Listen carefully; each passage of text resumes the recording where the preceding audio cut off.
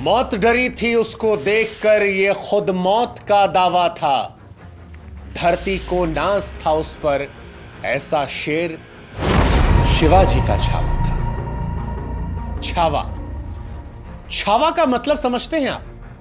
छावा का मतलब होता है शेर का बच्चा, और शेर के रक्त में समझौता नहीं होता। यही कहानी थी छावा की, संभाजी महाराज की।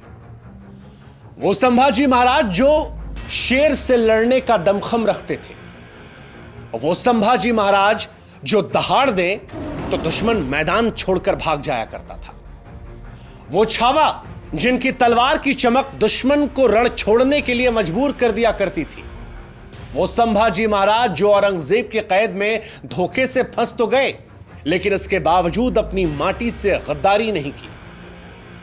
हैरानी होगी आपको जानकर कि संभाजी महाराज को तोड़ने के लिए, उन्हें इस्लाम धर्म कबूल करवाने के लिए औरंगजेब ने यातनाओं की पराकाष्ठा को पार कर दिया था।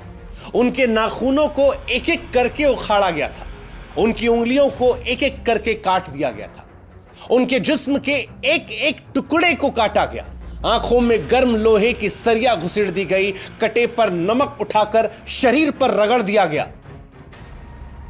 उनको जलील करने के लिए, पत्थर मरवाने के लिए नगर में घुमाया गया, लेकिन छावा टूटे नहीं। औरंगजेब ने छावा यानी संभाजी के शरीर को तो काट दिया था, लेकिन उनकी हिम्मत, उनके हौसले को तोड़ पाना तो बहुत दूर की बात थी। औरंगजेब उसे हिला तक नहीं पाया था। औरंगजेब ने जब लहूलुहान छावा से कहा कि इस्लाम कबूल कर लो, जान बच जाएगी, तो शेर का बच्चा छावा पलटकर जवाब देता है कि औरंगजेब, तुम मराठों में शामिल हो जाओ, तुम्हें धर्म बदलने की जरूरत भी नहीं पड़ेगी।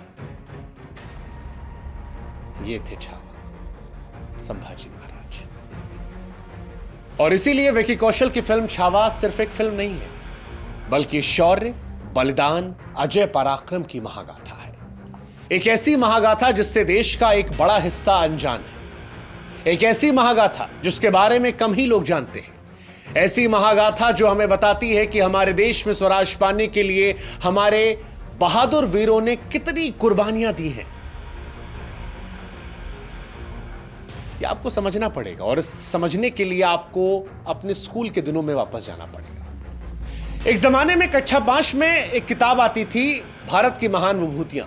इस किताब में भारत के तमाम महावीरों की कथाएं थी। शिवाजी का भी चैप्टर था, सिंहगढ़ किले को औरंगजेब से वापस लाने की लड़ाई का जिक्र था। इस चैप्टर में मराठे सिंहगढ़ का किला जीत जाते हैं। शिवाजी महाराज अपनी मां जीजाबाई से पूछते हैं कि औरंगजेब की सेना से लड़कर किला जीतने वाले किलेदार का क्या हुआ? तो जीजाबाई कहती हैं, गढ़ा आला पर सिंह गेला, यानी गढ़ तो आ गया लेकिन शेर चला गया। ये शेर कोई और नहीं बल्कि किलेदार तानाजी मालुसरे थे।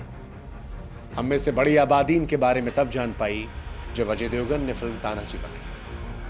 अब आप सोचिए जरा कि एक ऐसा योद्धा जिसने औरंगजेब को परास्त कर दिया था, सिंहगढ़ किले पर कब्जा किया था, उसके बारे में भारत के लोगों को ही मालूम नहीं था। और तानाजी अकेले नहीं है, ऐसे बहुत सारे लोग हैं। पेशवा बाजीराव को ले लीजिए, पेशवा बाजीराव बल्ला के बारे में लोगों को मालूम नहीं था। क्या आप जानते हैं कि पेशवा बाजीराव बल्लाल एक ऐसे योद्धा थे जिन्होंने अपने 40 साल के जीवन में 42 युद्ध लड़े और उसमें से एक भी युद्ध नहीं हारे। सोचिए, जो बाजीराव अपराजय योद्धा थे, ऐसे योद्धा जिन्होंने मुगलों की नींद उड़ा रखी थी। कहा जाता है कि मुगलों को बाजीराव सपने में आते थे।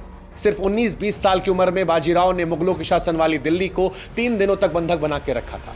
मुगल बादशाह की लाल किले से निकलने की हिम्मत तक नहीं हुई थी। उस बाजीराव को भी इस देश में तब जाना गया जब रणवीर सिंह की फिल्म बाजीराव मस्तानी आई।